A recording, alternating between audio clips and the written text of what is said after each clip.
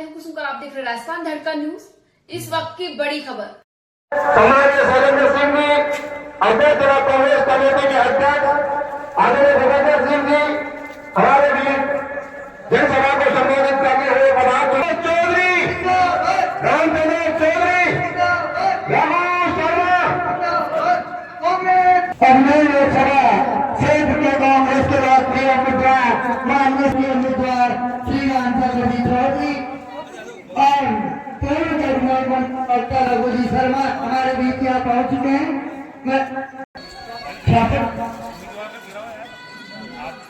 हमारे प्रत्याशी रंजन और इसी बीच में बघेरा के बाद देवगांव पंचायत के मंडल अध्यक्ष से आग्रह करूंगा कि वो भी यहाँ पहुंचे और प्रीतियों का माल्यार्पण कर स्वागत करें। अभिनंदन। हमारे लोकसभा क्षेत्र के कांग्रेस के उम्मीदवार श्री रामचंद्र जी चौधरी का राजस्थानी परंपरा के अनुसार माल्यार्पण कर स्वागत। अभिनंदन। हमारे पूर्व ब्लॉक अध्यक्ष श्री राजस्थानी परंपरा के अनुसार माल्यार्पण और स्वागत कर अभिनंदन। माननीय हमारे अध्यक्ष साहब श्री भूपेंद्र सिंह जी का आगे करूंगा पलाजी भाई साहब, सियार साहब एवं हमारे कांग्रेस का राष्ट्रीय जी भानुपाल जी रामपाल जी हमारे बीच में हमारे वरिष्ठ कांग्रेस की नेता श्री नाटू सिंह जी गढ़िया से भी आग्रह है कि हमारे पूर्व मंत्री रघु जी शर्मा का राधे श्याम जी भाई साहब, बाबू जी रेगर एवं नाटू सिंह जी गढ़िया साहब बिल्कुल सफाया होने जा रहा है। वहाँ 2-4 सीट मुश्किल से वर्तमान में थी, वो भी अब 0 होने वाली है। और इस नॉर्थ में भी इस प्रथम चरण के चुनाव को देखते हुए 50-50 वाली स्थिति जो है आप वाली स्थिति हो जाएगी। आप अपने मनोबल को बढ़ाते रहिए। इन 12 सीटों में से भी 6 सीटें अपन जो है जीत रहे हैं। हमने अलायंस किया, उस अलायंस वाले तीनों उम्मीदवार जो है वो भी जीत रहे हैं। 2 निर्दलीय उम्मीदवार, उनकी भी संभावना इसलिए बन रही है। तो बीजेपी की जो ये हैट्रिक वाली संभावना जो थी, उस हैट्रिक की संभावना को तोड़ने के लिए हमारा अजमेर जिला प्रथम उस स्थिति में आएगा, पंक्ति में आएगा जो इनकी हैट्रिक को तोड़ने का काम करेगा। सेवा करते रहिए। जय हिंद, जय भारत। इसके हमारे लोकप्रिय उम्मीदवार आदरणीय रामचंद्र जी चौधरी साहब, पूर्व चिकित्सा काबीना मंत्री केकड़ी के हमारे लाडले आदरणीय डॉक्टर रघु शर्मा जी, ब्लॉक कांग्रेस अध्यक्ष केकड़ी समझवीर सिंह जी, छोटूलाल जी बाबूजी, शैलेंद्र सिंह जी और बघेरा, देवगांव, सलारी, मानखंड से तमाम पधारे हुए भाइयों का मैं स्वागत करता हूं, अभिनंदन करता हूं। साथियों, शर्मा जी ने बघेरा और आसपास की इन पंचायतों में कोई कमी नहीं रखी। और आप लोग देखेंगे कि आने वाले जो विधायक हैं अभी, वो 5 साल में कितना काम कराते हैं, तुलना करके देखिएगा। वोट तो वो पूरे लेके जाते हैं आपके, और काम जो है वो आपका करते नहीं है। इसलिए मैं बहुत संक्षिप्त बात करूंगा।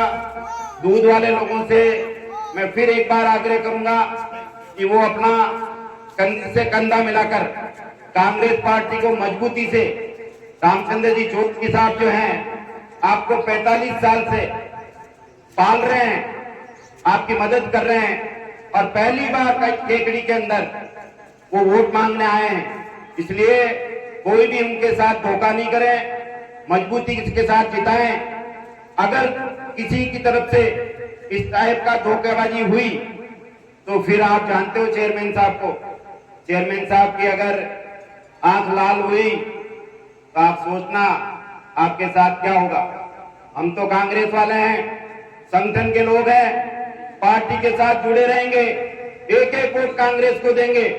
और हमारी पूरी इच्छा है कांग्रेस के लोगों की कि ये इनका आखिरी चुनाव है और इस आखिरी चुनाव में इनको जिताकर संसद में भेजेंगे ताकि ये ये आप लोगों की जो बात है, मुद्दे की बातें जो है संसद में रख सकें। आप लोग हमारा जो मान सम्मान किया उसके लिए धन्यवाद। जय हिंद। लोकसभा क्षेत्र के कांग्रेस पार्टी के लोकप्रिय उम्मीदवार आदरणीय रामचंद्र चौधरी जी, आदरणीय भूपेंद्र सिंह जी, आदरणीय छोटू बाबू गुजराल जी, आदरणीय शैलेंद्र सिंह जी, आदरणीय समरवीर सिंह जी, यहाँ उपस्थित चारों पंचायतों के कांग्रेस पार्टी के प्रमुख नेतागण, बगेरा ग्राम के सभी मेरे आदरणीय बुजुर्गों, 26 तारीख को लोकसभा के चुनाव है। कांग्रेस पार्टी ने बहुत सोच समझकर रामचंद्र चौधरी जी को उम्मीदवार बनाया है। 45 साल से तो मैं देख रहा हूं पूरे जिले में डेयरी के माध्यम से करीब 3000 से ज्यादा परिवारों के चूल्हे के वजह से जल रहे हैं। आज रोजगार मिला है लोगों को, और जो डेयरी बहुत छोटे रूप में चालू हुई थी, आज 1500 करोड़ की डेयरी हो गई है। पूरे देश में दूसरे नंबर की डेयरी तो अभी बन चुकी है। योग्य आदमी है, अनुभवी आदमी है, हमेशा देने के लिए आते हैं कि भाई रोजगार ले, काम करो, बच्चों को पालो। पहली बार आपसे मांगने के लिए आए हैं। भागीरथ जी को भी मौका दिया था पिछली बार 2019 में, 5 साल एमपी रहे वो। वगैरह में क्या आए नहीं आए, अपने सांसद को उससे बाप को पैसा दिया नहीं दिया, नेवदा में दिया, सलाटी में दिया हो, देवगांव में दिया हो, आपसे छिपा हुआ नहीं है। अब चुनावी रिश्ता रखे एक आदमी कि मैं तो 5 साल बाद वोट ही मांगवा आऊं,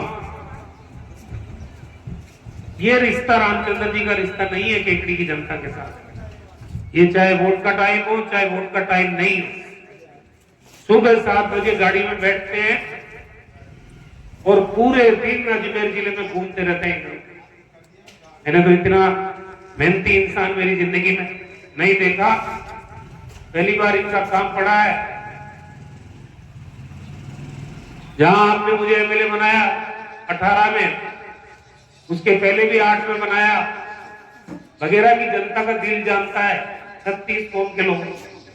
हमने विकास के मामले में कोई भेदभाव नहीं। अभी आपकी उप तहसील बनी कि नहीं बनी? बनी।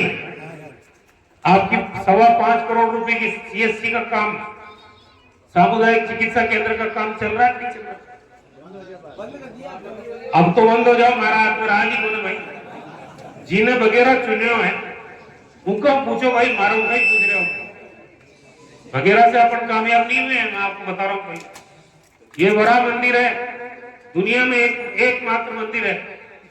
पिछली बार भी मैं एमएलए बना, यहाँ जीर्णोद्धार का पैसा लेके आया। अब की बार भी एमएलए बना, यहाँ पैसा लग रहा नहीं लग रहा। और एक सड़क जो बीच की थी आपकी, सारे गांव की मांग थी, एक गांव।